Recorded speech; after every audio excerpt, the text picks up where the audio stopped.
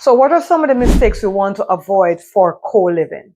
Co-living, obviously, as you know, is where you're renting out rooms in a home. You have members, not tenants, and you're adding more rooms to the home or to the property.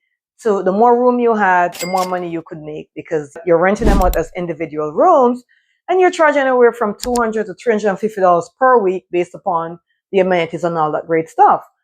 But there are some mistakes that can be made. Remember that we're looking for the ideal location, the ideal property, and we do not want to be in an HOA as an example. By the way, stick away to the end. I'm going to give you a longer list at the end of the video as to what to avoid. Okay, so you definitely don't want to go into that stuff. Let's get into it. The first and the foremost mistake that you could make in co-living is buying in an HOA community. You have got to stay away from any homeowners association community. If it's in an HOA, it will not qualify for co-living. The very fact that it's in an HOA means you should not buy any property in any co-living. And the next thing is you want to make sure that the property doesn't have any kind of restrictions for street parking. So make sure that even if it's not in an HOA, overnight street parking is not restricted. That's mistake number one. Mistake number two is buying in an area which is too rural. You do not want to be in a rural area. You want to be in a commuter-friendly location where you have public transportation to buses, trains, all that great stuff. It got to be commuter-friendly. It cannot not be commuter-friendly. And you also want to make sure you have employment in the area. There's got to be employment in the area. Amazon, Walmart, Costco, a hospital, close to a college, close to a university, close to a trade school, like an air conditioning school, a plumbing school, a cuisine school. You got to be close to something where people are going to want to be in the area and they'll rent the rooms because you're making it commuter friendly. So it got to be in a downtown kind of location, a CD kind of property. That's super duper important. Mistake number three is having too many rooms per one bathroom. I see this happen all the time. Sometimes investors get way too greedy and they have too many bedrooms per one bathroom. The core is to have 2 to 3 rooms per one bathroom. Do not want to have more than 3 rooms per one bathroom. Of course, you could have 9 rooms and 3 bathrooms because that will give you 3 rooms per one bathroom. But you do not want to have 12 rooms and only 3 bathrooms, guys. That's just too much problems with the bathroom situation. Remember that people are going to have different schedules. They're going to go to school. They're going to be working. They're going to have, some people work overnight. Some people don't. You got to be really careful with that. By the way, if this is your first time watching this video, my team and I would love to help you find the perfect co-living location and property to start to build your co-living portfolio. Give us a call, send us a text, and we will love to help you find the ideal location that would work best for you in the Central Florida area and the surrounding areas as well. So if you're trying to build a co-living portfolio, you want to start the co-living investment strategy because it is such a solution for affordable housing. Because many people, they are at the break of, I'm going to either lose my apartment or go on the street because I can't afford to pay for my apartment or for the house I'm renting or whatever it is. So we're filling the gap between I can't pay my rent to living on the street. Because if they were able to have an affordable monthly payment, they may not end up on the street. They could put their stuff in storage or sell their stuff, whatever it is, and they could get a room to rent. In so doing, we want to make sure we're having a great property for them to live in. Not because it's co-living mean we're just going to be all willy-nilly and just, put something together and say, yeah, go rent that. We do not want to be a slum member.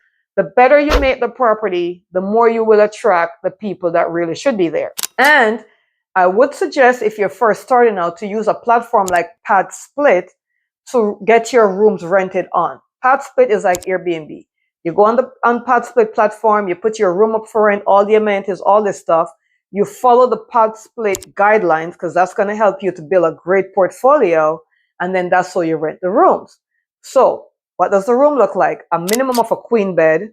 You got to have a desk and chair. You got to have a dresser or a chest to draw in that room. You can or cannot give a TV, maybe a 32-inch TV on the wall. I would do a ceiling fan, especially if they cannot control their own air conditioning system. Remember that you're the one, you, the investor, are the one paying for the utilities, right? So you need to have high-speed internet.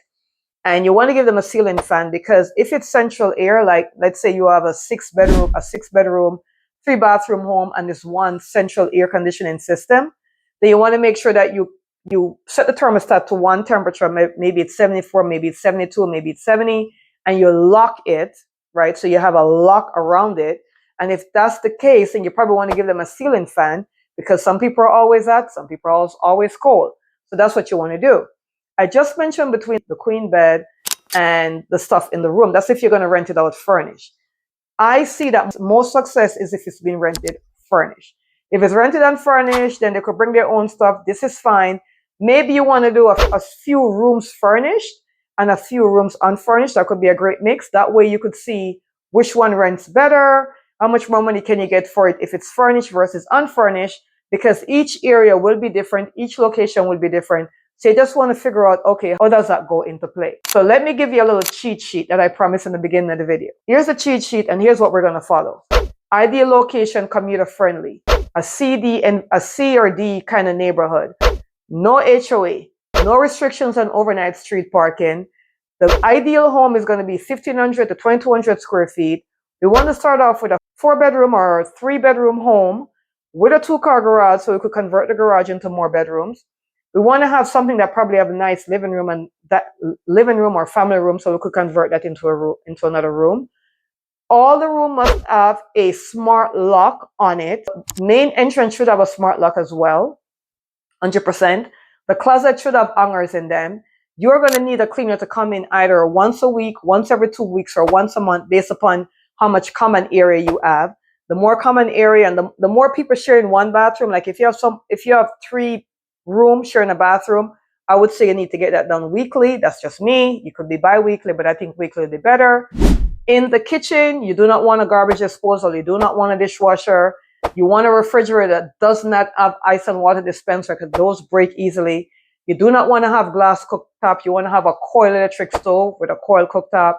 You probably should have a coin-operated washer and dryer. That way, they don't keep doing laundry all the time. If they have to pay to do laundry, they will figure out, okay, maybe we don't need to do laundry all the time. The nicer amenities you give, the better. In the kitchen, you want to make sure that each room has a cabinet in the kitchen that can be locked. That way, people don't steal other people's things. That's a big deal when it comes to co-living. People, things disappear, so you want to make sure they could lock their item.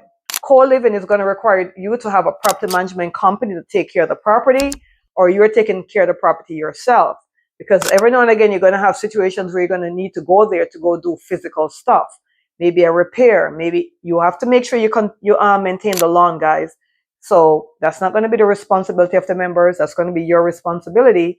Unless you want to have one member that lives there all the time and you could have them do stuff around the property. I've seen investors do that, and that works out really well.